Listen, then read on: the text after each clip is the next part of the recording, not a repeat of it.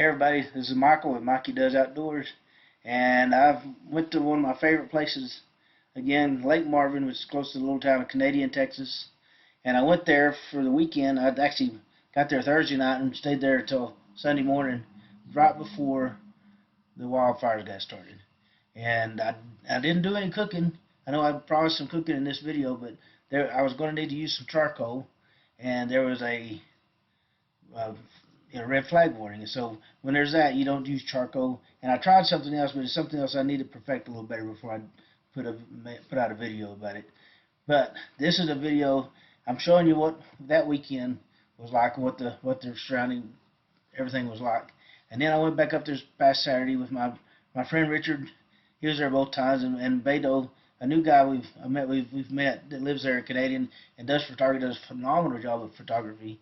His name is Beto. We call it Beto, and so he was there too, and we had a good time going around Saturday and checking it out. And you know, the fire burned a lot of stuff, and there's some sad stuff, but there's also some things that might surprise you. And I've got it on video, and I'll give you let you take a look at it. If you enjoy the video, please hit the like and subscribe button. I can sure use the support. Thank you. This is the campground, the sign at the campground at Lake Marvin, where I always stay. I like the campground because you have water and electric. I have a travel trailer, so why not have water and electric? There you see me there with the selfie with my travel trailer in the background. That's been a really good travel trailer, J-Flight.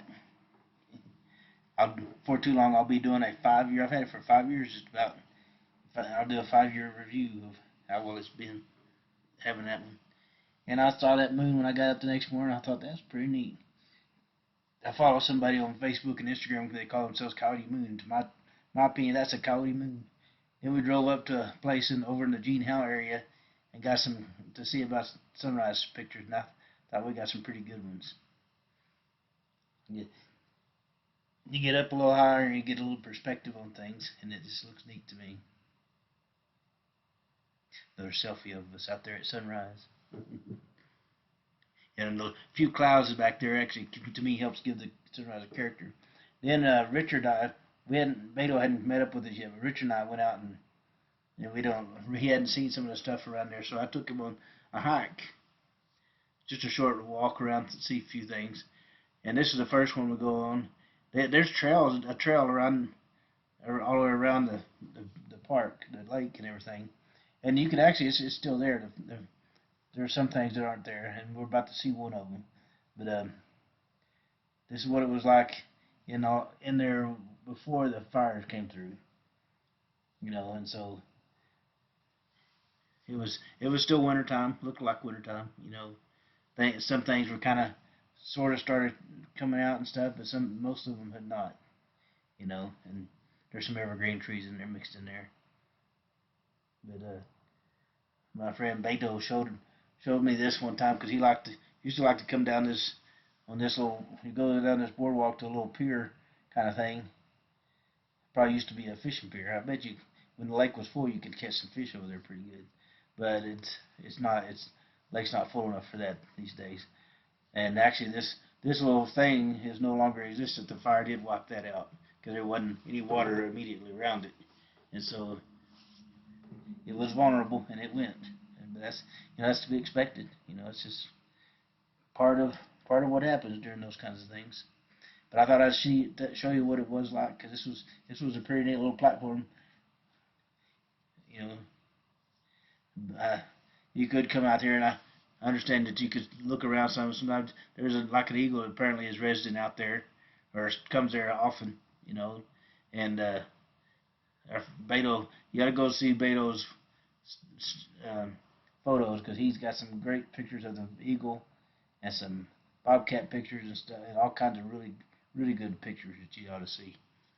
But this is one of the places that we used to be able to get some good photos from, and it's a neat deal. You know, somebody put a lot of time in building all this stuff, and it is unfortunate that some of it isn't there anymore. But you know, that's just the way it goes, I guess.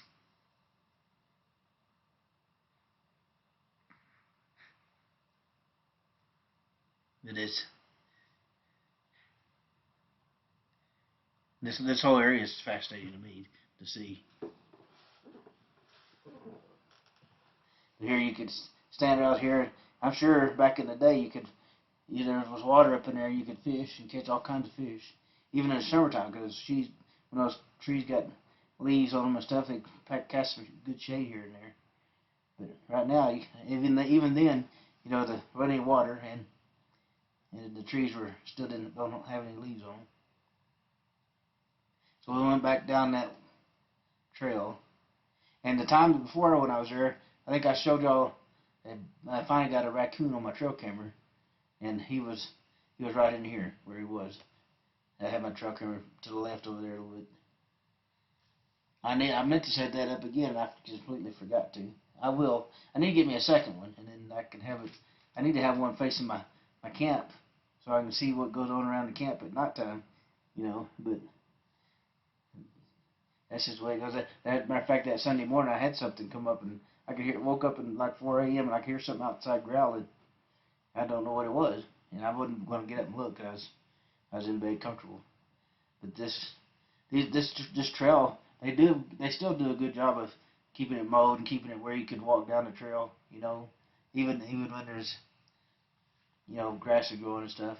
It's a good trail. A lot of people come out and walk their dogs and different things. You do have to be careful though, because there are some wildlife. There's some feral hogs out there, and there's bobcats, and my friend Beto's even shared with me a picture of a mountain lion he saw out there, or a cougar, whatever you call it. But I personally, you'll see it here a little bit. I personally got to see a bobcat this time, probably the same one he's gotten a few pictures of.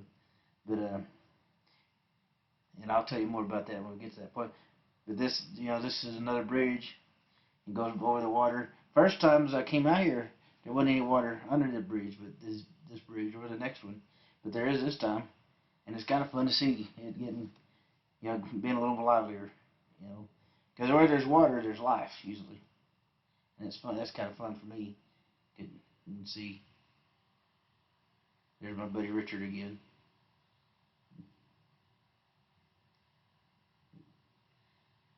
Give you kind of a 360 view. Kind of fun, I think. And I've got my new GoPro. It's a GoPro Hero 10. I've been using a Hero 6 this whole time, and that's a good one, but it's getting old, and it doesn't like to take my external microphones, which I kind of need to use some. So make sure you guys can hear. Although with the new one, it has a microphone hole on the top of it. It seems to pick up the voice better. And I don't have to need. It didn't seem like I needed a microphone at all when I've got it on my chest. And so I didn't realize I spent that much time videoing Richard getting his stuff, but I guess I did.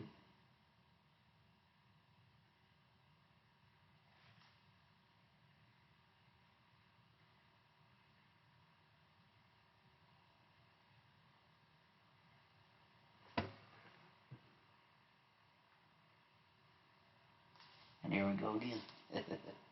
More hike. And you can see there's brush on both sides, and but it was kind of soggy over there, because the water was there. There's more water there than there has been the whole time I've been going to this place, which I guess is this is going on the third year of going to Lake Marvin and seeing it in the Gene Howe area. And I'm sure it will remain one of my favorite places. They even used to have little signs that would tell you stuff. Nobody really maintains those signs, but the trail itself is good enough for you to go for a walk on.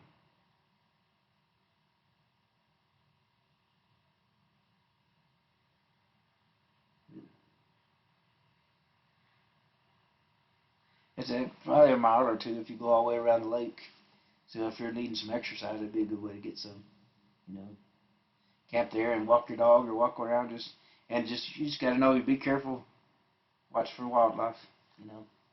Some of it's pretty benign. You'll see in a little bit where we ran into some armadillos, and the armadillos are more scared of you than you are them, and so they're kind of fun to watch. I think running around digging digging for whatever they're digging for.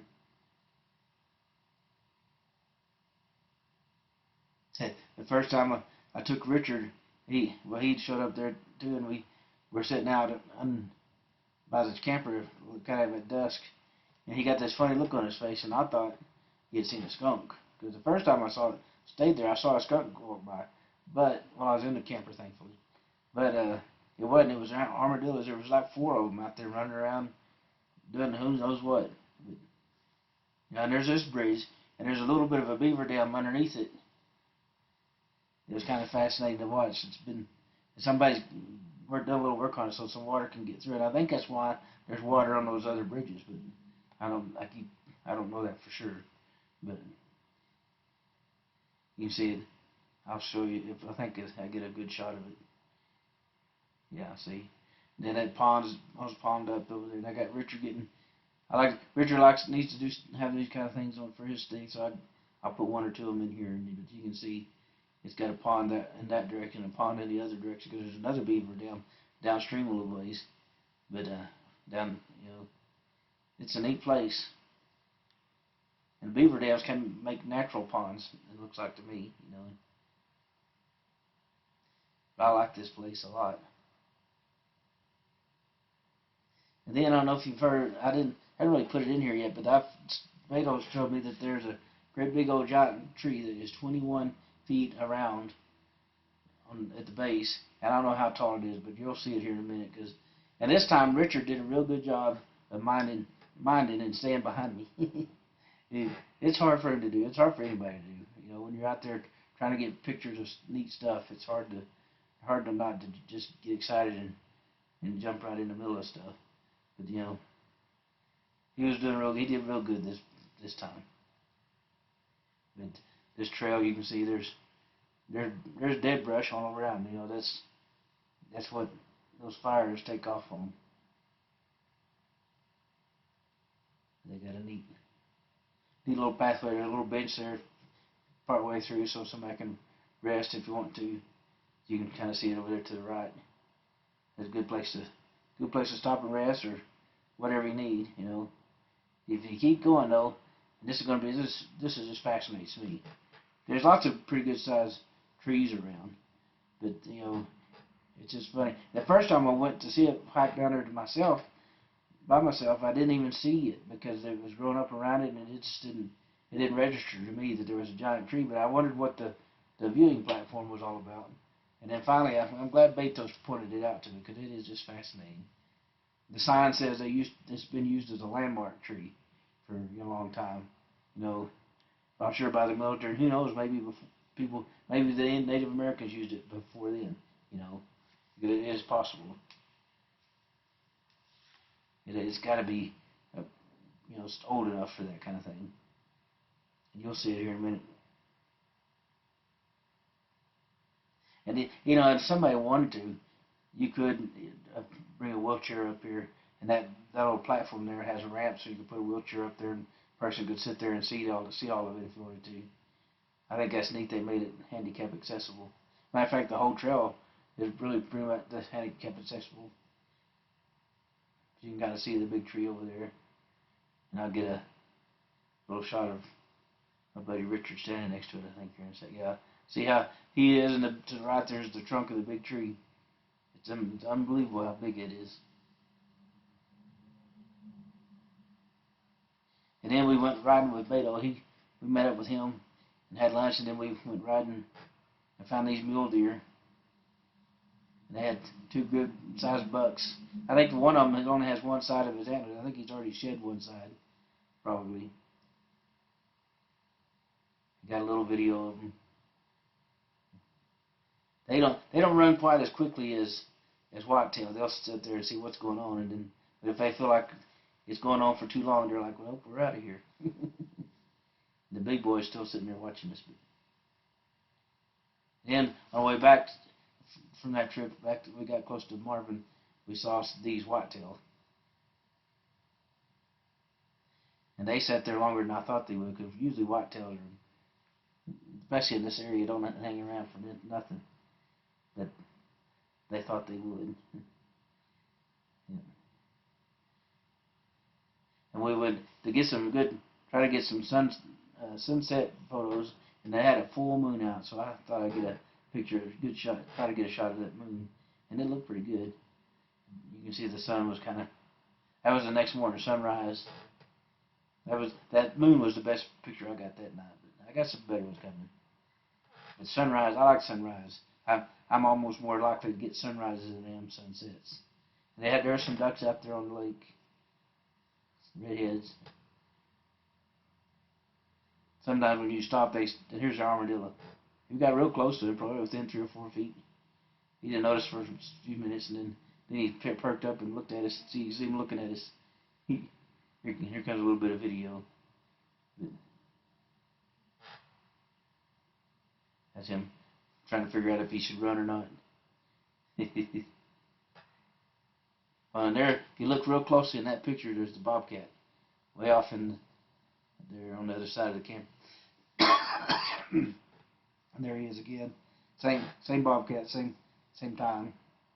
I was just trying to get it with my phone because, like a not too smart person, I didn't have my camera in the camper with me. And from now on, my new rule is if I go in the camper, I always have the camera with me.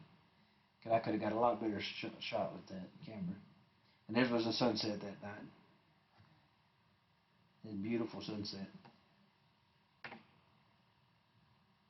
Yeah, it's phenomenal. If you just pay attention and learn how to use your camera a little bit, you can get some great shots out there, sunrise and sunset. It's just nice. Alright folks, now that you've seen what it was like the weekend before the wildfires got started, now I'm going to show you what it's like after the wildfires. And like I said in my intro, you're going to see some stuff you don't expect.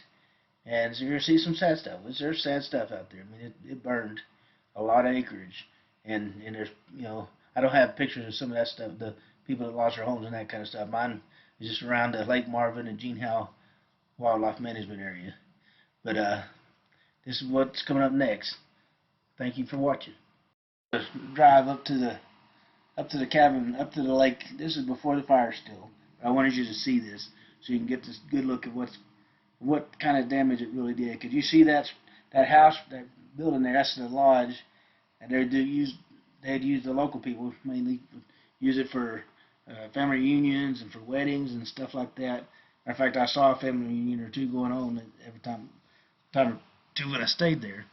But this is what it's like now after the fire. That's what's left of that building. I just thought that I'd put it in perspective. You can see what it's like. All that's left is the Sherman Sentinel, or the fireplace with the chimney. And I just learned that's what it was called recently. But this is everything's. And this is outside of the campground on the edge of that trail. You saw us walking down from the campground, and it's charred. The campground is in pretty good shape because one of the ranchers around there told me that the firefighters turned on all the faucets that were there, which probably helped it. But it still got singed,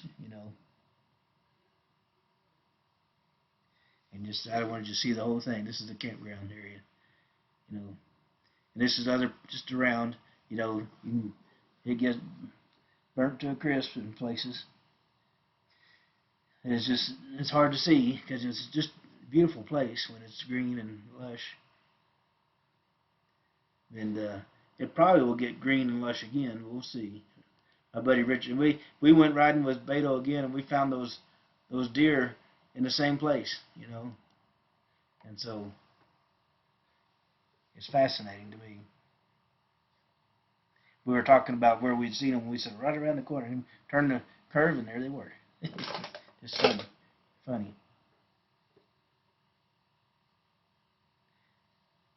None of them had antlers this time, so maybe they all shed them, or who knows what happened. And now we're going to go down the road to one of my favorite places on the Gene Howe area to fish. But we drove down it the time before, and I didn't really get good bumper camera video of it. But you can see as we're going through here how burnt it is on either side of the road. I wanted to get enough of this so you can see what it's like. It's hard to imagine it being burnt like this, but it is. You can see it all black and burned. You know, I'm hoping sometime to catch some wildlife on my bumper cam other than just the scenery. But I thought new thing I was trying, and so hopefully it's going to work out. But you can see all the char.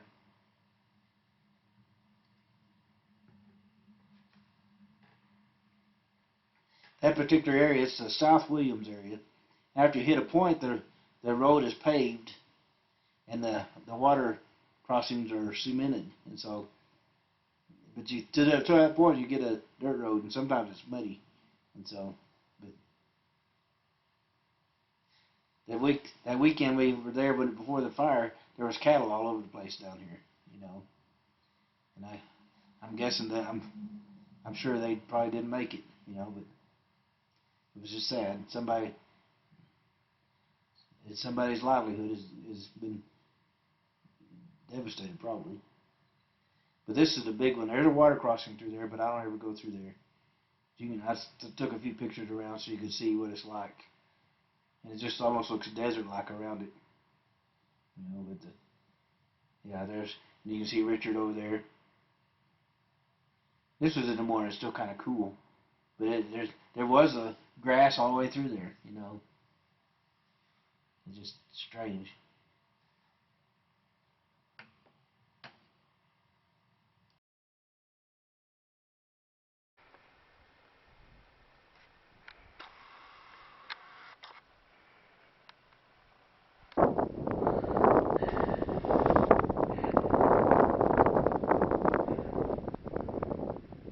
Us going back to see the big tree after the fire, and you can see as we start off here, it is burnt to crisp on both sides. All the dry grass and stuff just went up, and probably pretty quickly, I imagine. I think that fire was moving fast, you know. But I don't know. It'll be interesting to see what comes back out. Hopefully, some of the trees, the thicker trees. I don't know about the smalls. The smalls may be burnt, you know, all the way through. But some of the bigger ones might come back out, I think. But, well, it'll be fascinating to see. Richard, my friend Richard's going to kind of, he's working on documenting the recovery, you know, of the landscape and that kind of thing. It didn't hit. See, it's just burnt to a crisp. And there's bark missing on some of the trees. I wasn't sure exactly what that was about, but it was interesting to see. We talked about it a little bit, but it's fascinating.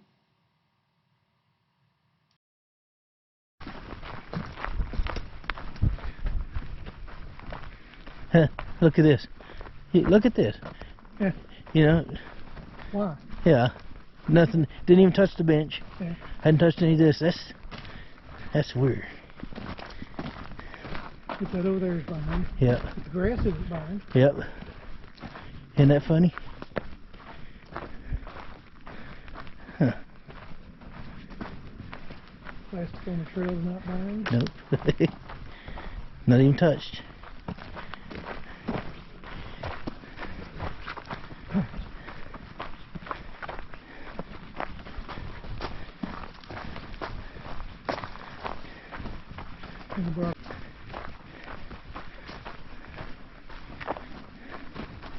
This is just weird, Richard. It really is. And there it stands. Yep. It looks like it got smoldered a little bit up high. Yeah. Yeah, well, let's go up closer to it this time. Yeah, I'm gonna. Since I got a good shot of it last time, I want to. Let's see, I think it'll survive that. Oh, yeah. See, I'm not even sure that's from the fire. That may be just shade. I think it is. I think you're right. I think it's just shade. And I walked right in front of your... You did. I'm sorry. I'll just tell everybody that's just what Richard does. Huh? Yeah. We can go back and you can walk back up here again and I just get thinking about my own, Mm-hmm. what I'm doing, and forget that other people are doing the same thing.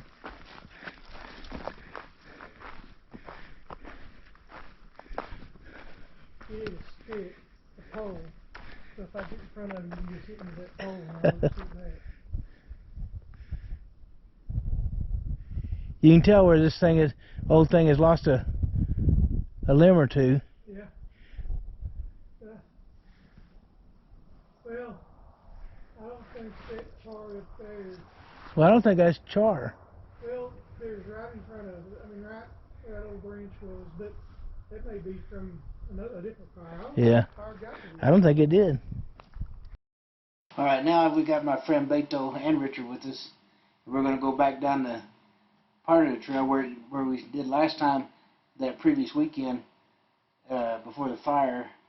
But we can't go to that first wooden platform and stuff because it got burnt. But we're going to go down the trail, and it's burnt. You can see it, but there's going to be some stuff that isn't, and it just fascinates me.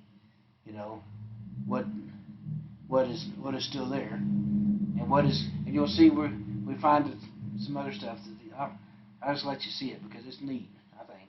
And that's my friend Beto walking there next to us. He lives there in Canadian, and he does some phenomenal photography work out there, and he gets closer to some of that stuff than I would ever want to get probably, but he does it and does a good job with it. He's got some bobcat photos and lots of eagle photos. There's an eagle out there, and it I guess he's kind of gotten used to Beto. But he got a new lens. He'd have to get quite as close.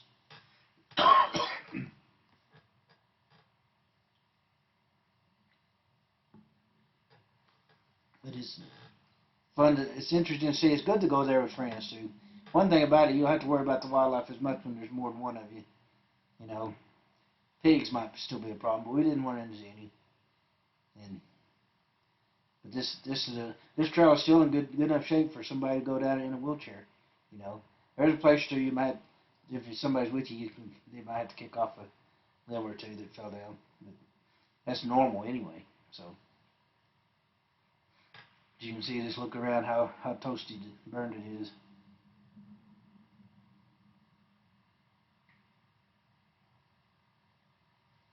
Some places you can actually tell that it moved pretty fast because of the way it looks. Looks like a light char instead of a deep char, And I think some of the trees will come back. It'll be, instead, like I said it before, but it's going to be fascinating to see which trees come back and what, a lot of the grass will come back anyway.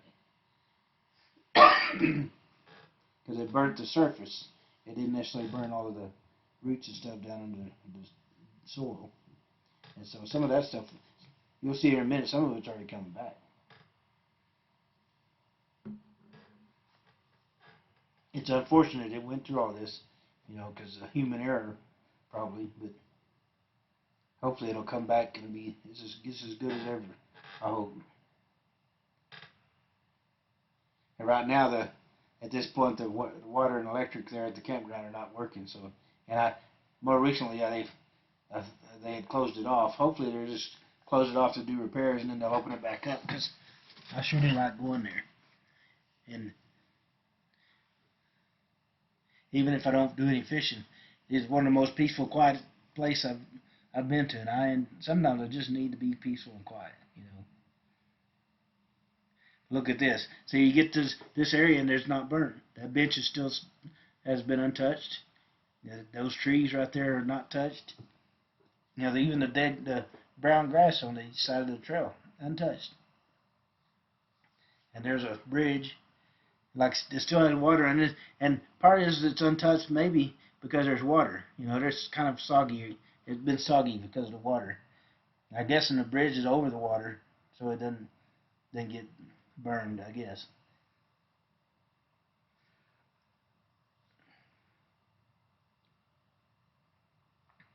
But there's some water backing up to there, and the dirt and the soil there is is soggy, and so I'm guessing that's what kept even in between the bridges from even burning.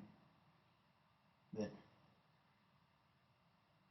And Beto does the same thing Richard does sometimes. They're thinking about what their photos and stuff shots. And seeing the sheets out there, there's green getting started already, and that's fun to see. It'll probably green up. They got some rain lately, so maybe they'll start greening up. And there's Richard taking a photo of the green, and there's Beto taking a photo of Richard taking a photo. So I thought that was kind of fun to put in, you know. And here's going up to that other bridge that's over the Beaver Dam area, and you know it's actually charged right up to the bridge, but the bridge is untouched. It's even still got it was red painted before, and it's red painted again, still, you know. And the planks in there weren't touched. I guess being over the water made a difference, you know. As you can see back there, it's burnt on either side of the, mostly on the right side, I guess, but it's got charred on both sides to some degree.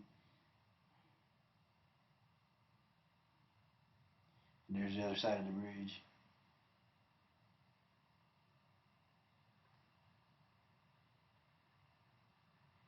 Fascinating to see how it all works out, you know.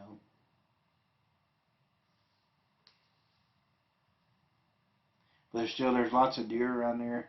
There's lots of stuff around there, like just mainly deer, I guess. And you kept going down that trail, although it was smoky. And one thing we wanted to see, there's another beaver dam, but we really couldn't. We could have gotten to it, but we had to beat through the brush. But with the fire, it let us get down there easier. But I'll tell you one thing though. When I got done, I had to go wash. I smelled like smoke. I had to go wash everything I had on, including my tennis shoes and the jacket, because yeah, that's just the way it does. You got out there in that stuff, it smells like that. It makes you smell like that, and can start some allergies if you're not careful. But it was kind of off trail, but you can go right down to see the beaver dam nowadays.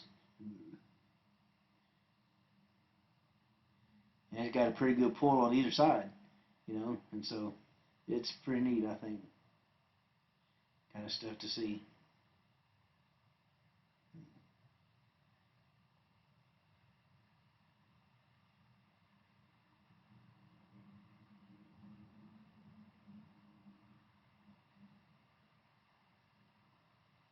And Richard's going down there to get a good close-up view of it all, get some photos and some video. That might be a pretty good spot if at some point to do some fishing. When it greens back up and brush gets going again, it may be hard to get to. But right there where Richard is, right in front of him, is the beaver dam going all the way across. Is that there's a little bit place in the middle of it where it's going through at the very top of the beaver dam. I don't know how deep it was, but probably 3 or 4 feet at the most. But I was checking out that twig, and it looked like it was still alive, and it may be. It didn't seem to be dead. That's what I was saying. Some of that stuff may come right on back. It'll be interesting to see.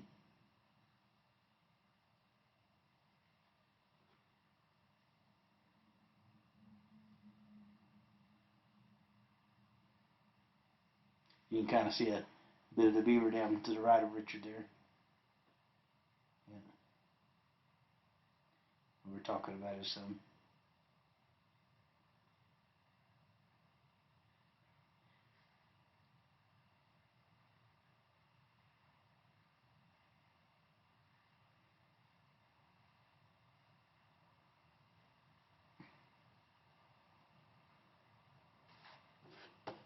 Moved around a little bit and got some more photos, because it looks like sand dunes when it's all burnt like this, and probably if it didn't have roots and stuff down in there, it'd be kind of like a desert.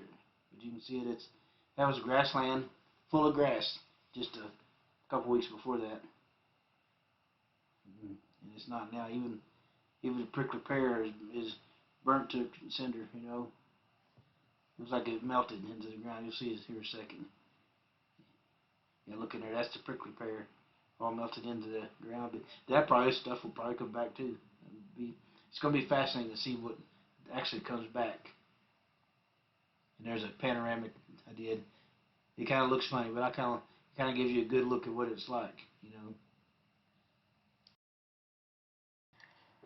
Well, that was a look at before the weekend before the wildfires and what's going on after the wildfires and what it's like, and hope you saw some surprises that were pleasing to you and some stuff that wasn't pleasing. I know in this wildfires, there's no two ways about it. It burns things that you wish it didn't, you know, and we gotta just, I think all we can do at this point is move forward, and hopefully it'll recover fairly quickly, but we'll see. I hope you enjoyed the video. If you did, please hit the like and subscribe button. Thank you.